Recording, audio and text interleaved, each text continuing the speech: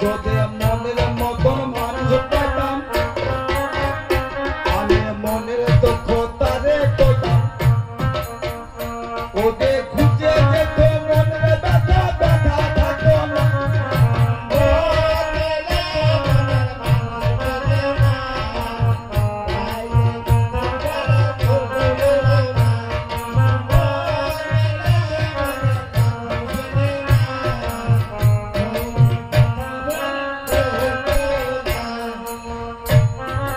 তুই চম্পকনগরের রাস্তা দেখিয়ে দিবি না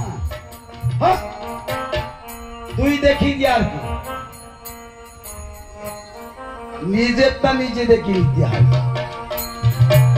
নিজেরটা নিজে না দেখতে পারলে কেউ দেখাতে পারে না এই দেখ শোন নিজেরটা নিজে কেমন করে দেখে সেটা শুনিয়ে নে এটা আত্মসত্তা পরম আত্মা আত্মসত্তা পরম আত্মা পরম ঈশ্বর ওরে একে মনে তারে চিন্তা করো নিরন্তর ওরে তবে তো আপনি তিনি হইবে সদাই ওরে আপনি দেখিতে বলে আপন আইনা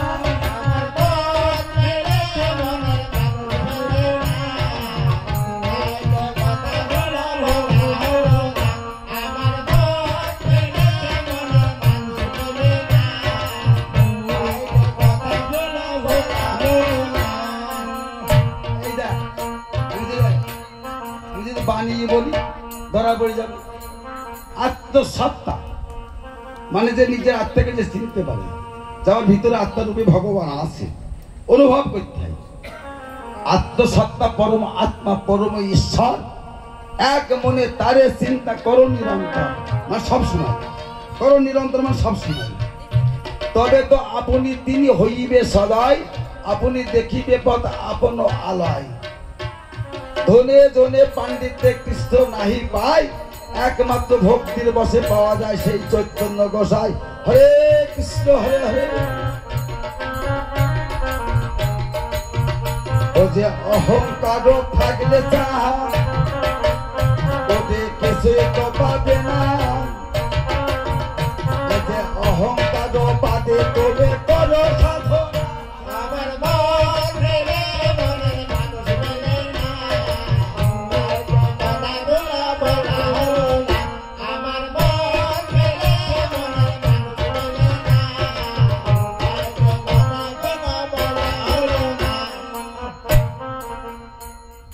यार बोलबो तो रे তোরা কি বলবো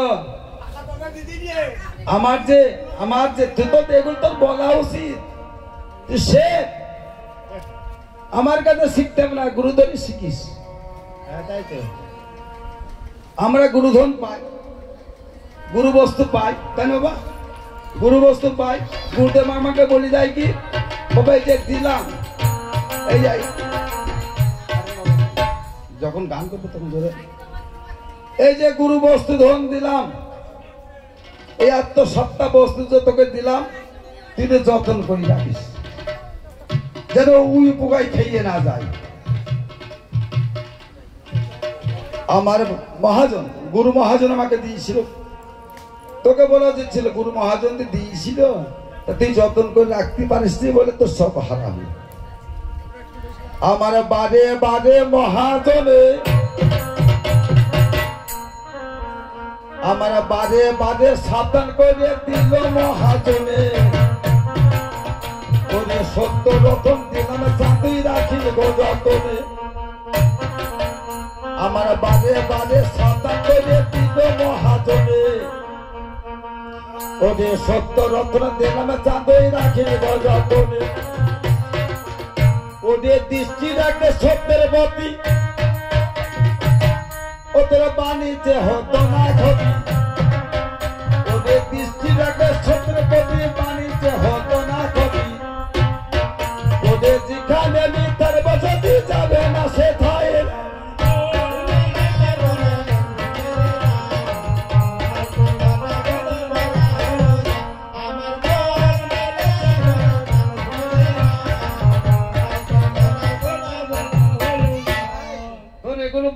ছিল। আমি একা বাণিজ্য করতে আসিনি, এ বাণিজ্য তুইও করতেছিস আর বিশ্ববাসীও বাণিজ্য করতে এসেছে।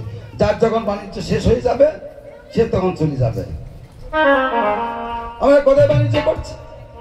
শুধু চাঁদ একা নয়, সবাই বাণিজ্য করছে।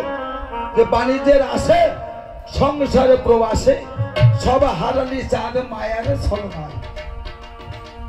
ও তোর খেলিতে খেলিতে এই না ভাবেতে দেখো তোর বেলা ডুবে যায়। হ্যাঁ, বাণিজ্যের আসে সংসারে প্রবাসে সব হারালি চাঁদ মায়ারে ছলনায়। ও তোর খেলিতে খেলিতে এই না ভাবেতে দেখো তোর বেলা ডুবে যায়। ওরে জাগে জাগে যায় সেসবে কথা নাই প্রয়োজন। এবার ধীরে ধীরে পৌঁছায় এলো চম্পায় ভুবন। ওরে চম্পায় ভুবনে গিয়ে দর্শন দিয়েছে। এবারে সনকা বলে সাজ দাঁড়িয়েছে।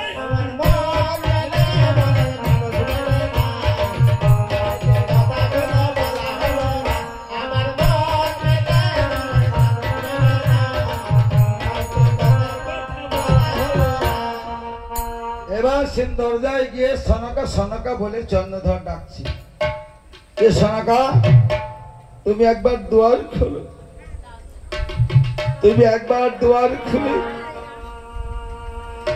একবার দেখো নয়নে মেলে। আমি পাগলিনীর বেশে এলাম তোমার কাছে, সব হারাইয়ে এসেছি আমি ওই কালী তো হেরে চলে। এই বলে যেমন ডাক দিচ্ছি, সনকা কান পেতে শুনল।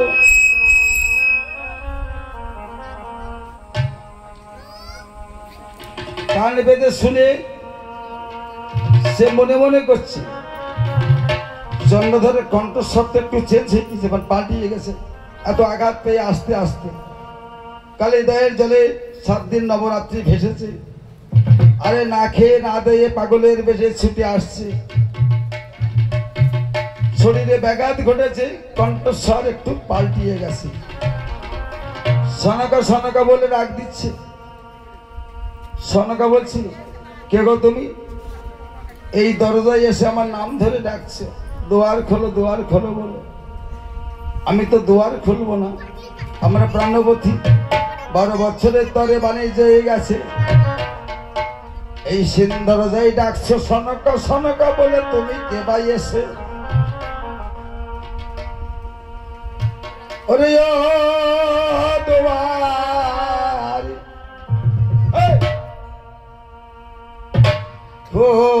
ওরে বোনা,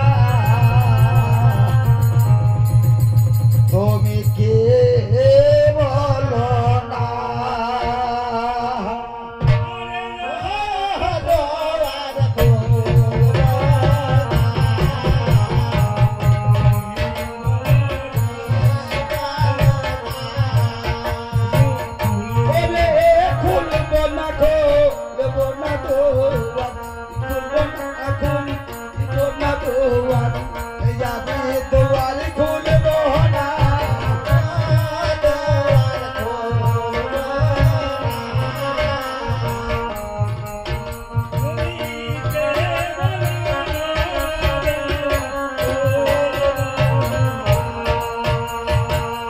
তোমার কণ্ঠস্বর শুনে আমি বুঝতে পারি না, এবার তুমি আমার স্বামী হবে কিনা?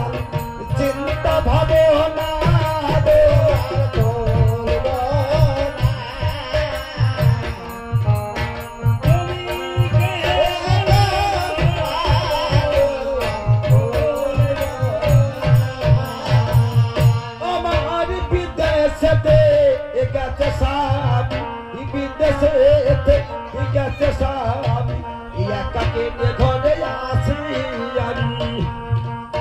তোমার ডাকে এখন বুঝিতে পারবে না।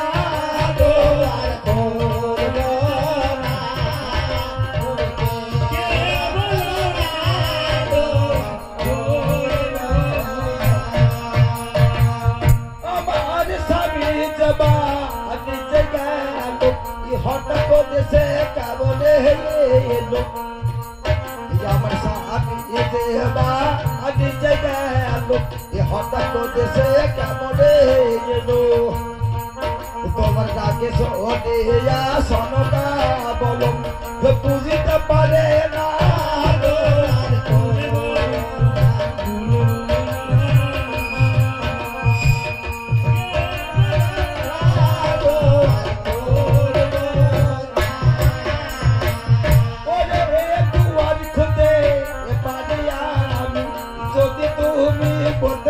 তুমি ওদের দুয়ার বলতে পারি আমি ওদের যদি কথা বলতে পারো তুমি তখন দুয়ার খুলিব আমি নইলে দুয়ার খুলিব না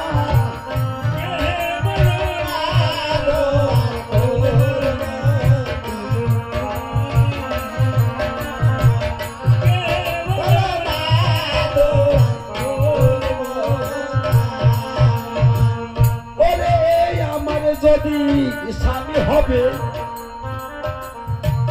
তুমি আমার কথা এখন কানে দেবে আমার স্বামী যদি হবে ওদের আমার কথা তুমি কানে দেবে আমার গোপন চিহ্ন তুমি বলে দেবে শুনবো দেখো